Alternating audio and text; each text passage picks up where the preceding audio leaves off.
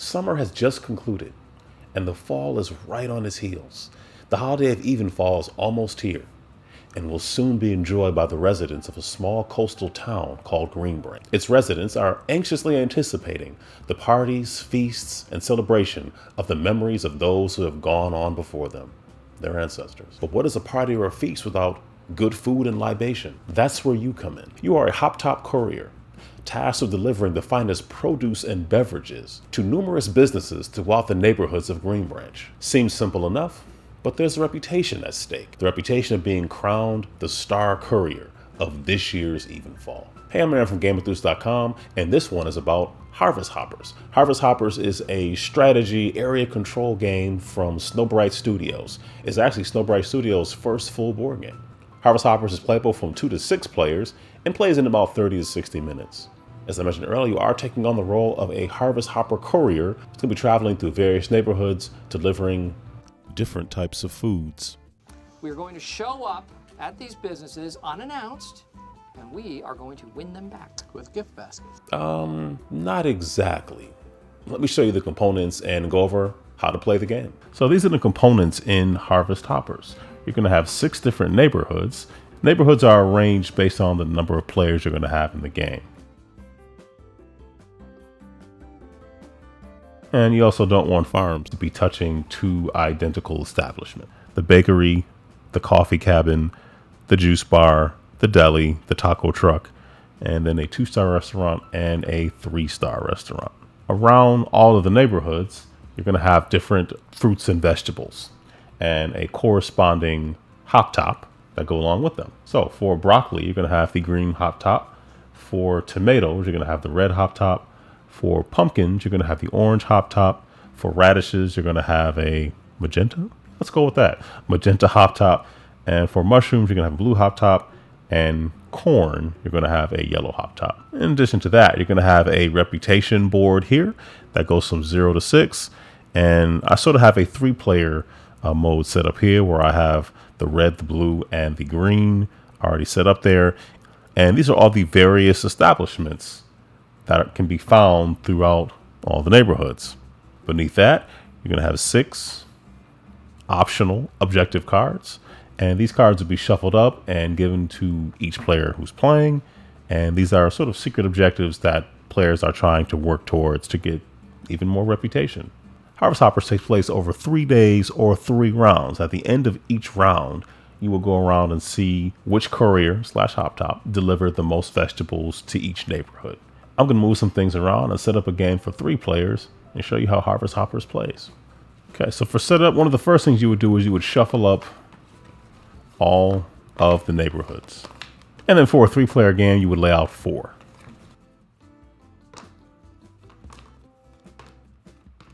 Set the rest to the side. What you see in front of you is a 3-player setup. There will be some illustrations in the rules to help you make sure that your neighborhoods are configured the way they need to be. Meaning you have farms on the outside, and then you have the 3-star restaurants on the inside. Farms out, 3-star restaurants in. So our 3 players are going to be the blue hop top delivering mushrooms, the red hop top delivering tomatoes, and the green hop top delivering delicious broccoli. I like broccoli. You also have our receptacle here with the 3 coin tokens and the 5 coin tokens.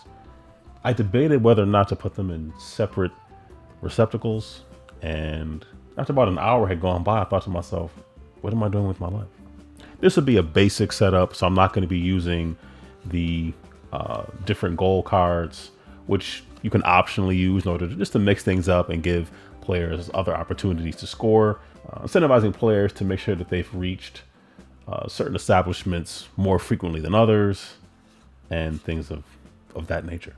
Over here we have the reputation tracker, and what you're going to do is you're going to put 1 of every player's food type on the 0. The rules say that the starting player would be the player who most recently rode a bicycle.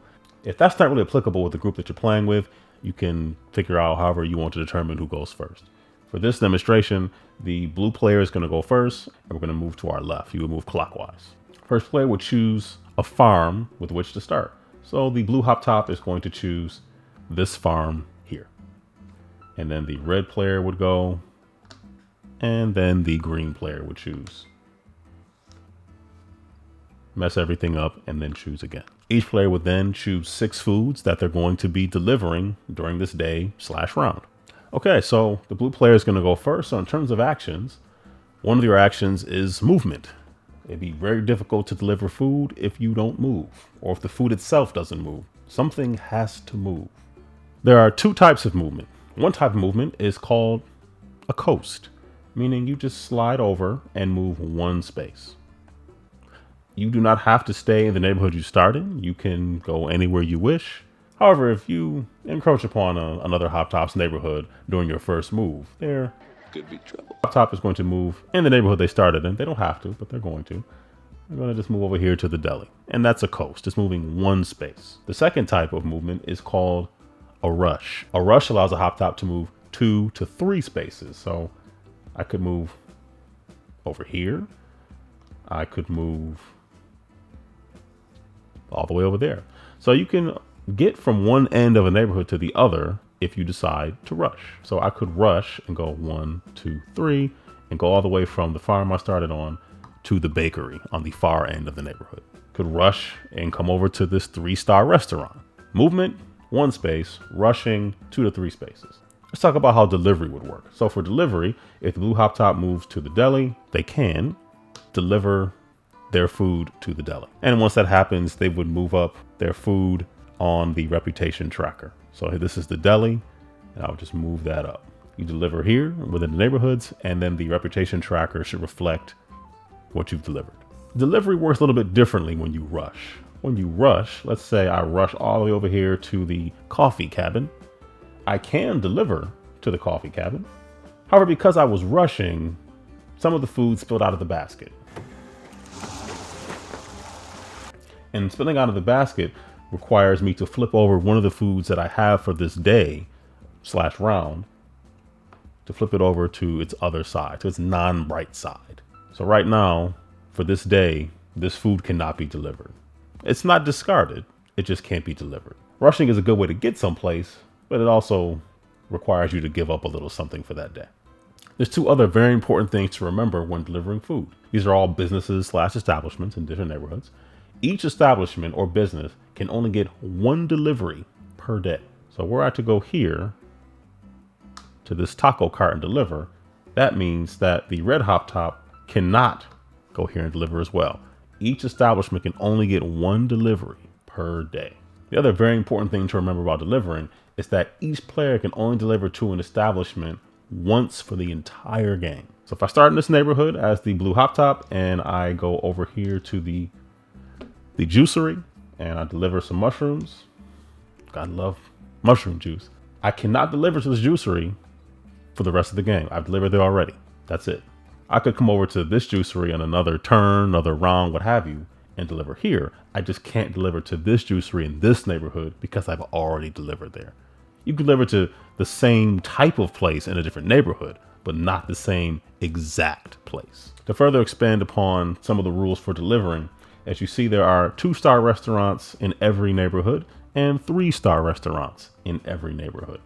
In order to deliver to the 2-star restaurant, 2 establishments in that neighborhood have to have received 2 deliveries that day. Meaning, and it doesn't matter who does it. It can be the same player, different players, doesn't matter. As long as there's been 2 deliveries that day, the 2-star restaurant will now accept a delivery. And it works the same way. You can't deliver to the same restaurant more than once in a round, and the same player cannot deliver to the same restaurant once they've delivered there once again. If red got there first, red could deliver something because 2 places have been delivered to, which also unlocks delivery for the 3-star restaurant, which anybody can deliver to as well. So even though blue has not delivered anything in this neighborhood, they could make it all the way over here and deliver to that restaurant. The 3-star restaurant, because there's been 3 other deliveries that day. And the 2-star restaurant can count as one of the 3 deliveries to satisfy the requirement for the 3-star restaurant. Another action that players can take is players can pass. If you decide you don't want to deliver something after moving, you can pass. Passing just means that you flip over one of your foods. It's not out of the game. It just can't be delivered on that current day. Let's say the blue hop top already rushed somewhere and flipped over a food. Okay. On the subsequent turn that day, if they go to a place that they can't or don't want to deliver to, they can pass. However, instead of flipping over another food, they would discard a food that was already flipped over. And that just takes it out of the game entirely. So now it's gone. That won't refresh in the next day.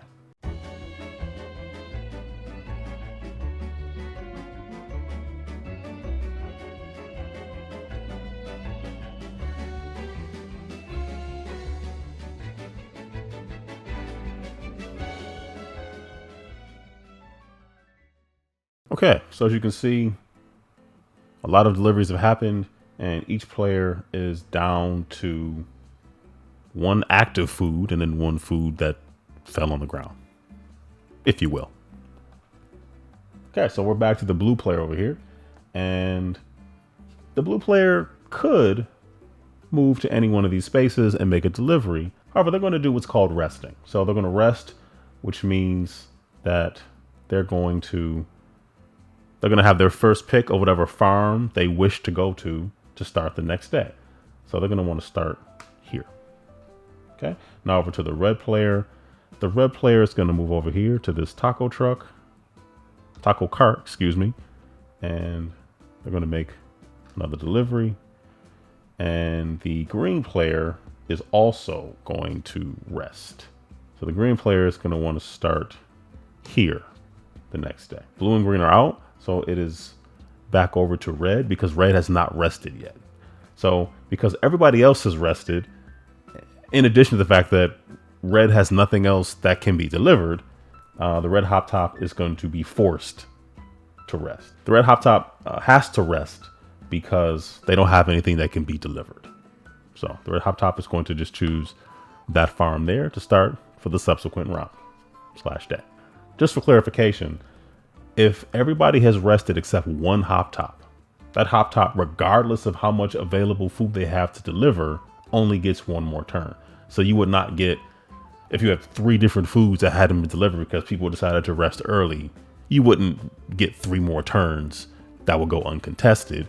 You would just get 1 more turn and then that'll be it. 1 more turn, then rest. Hopefully that's clear. So because everybody is rested, this is now the end of the day.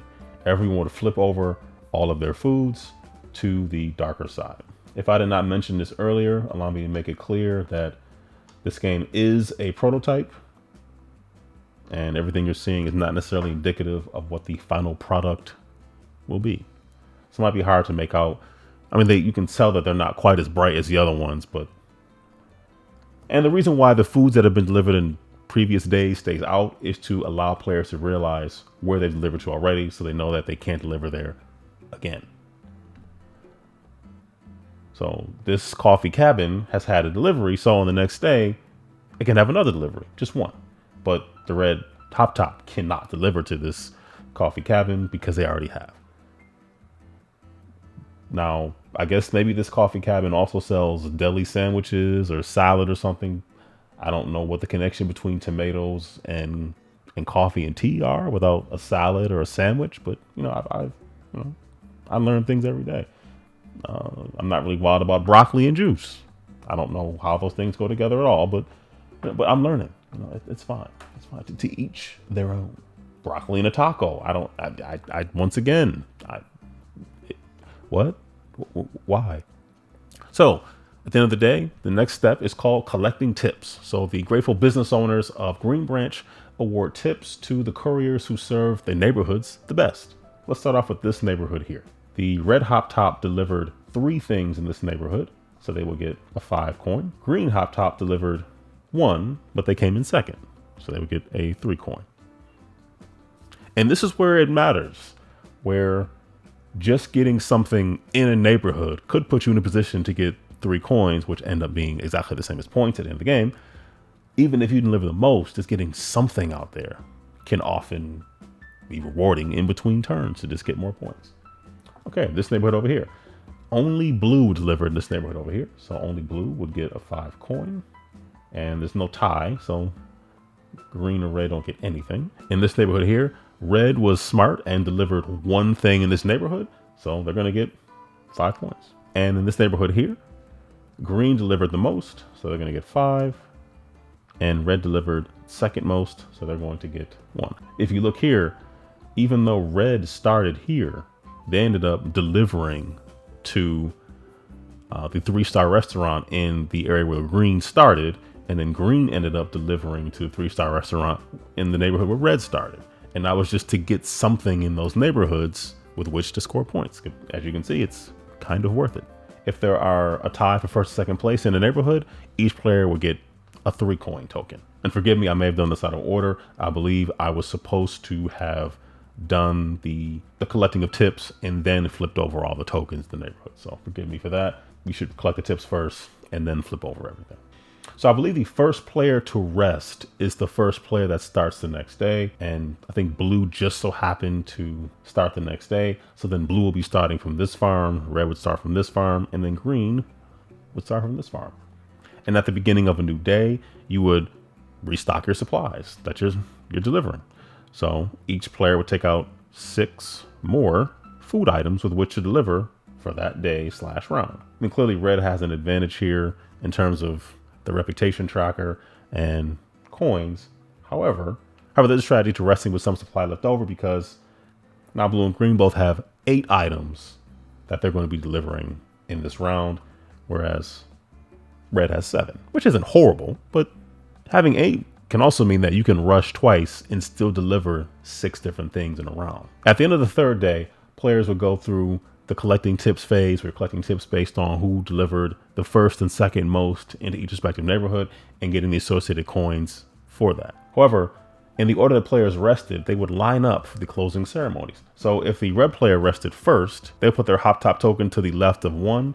If the blue player rested second, they'll put their hop top token next to 2. And if the green player rested third, they would follow in suit, putting their hop top to the left of 3. And the purpose of this is for breaking ties. Each player would add up all the coins that they've earned in addition to all the points and all the levels they got to on the reputation tracker. Add up all those points.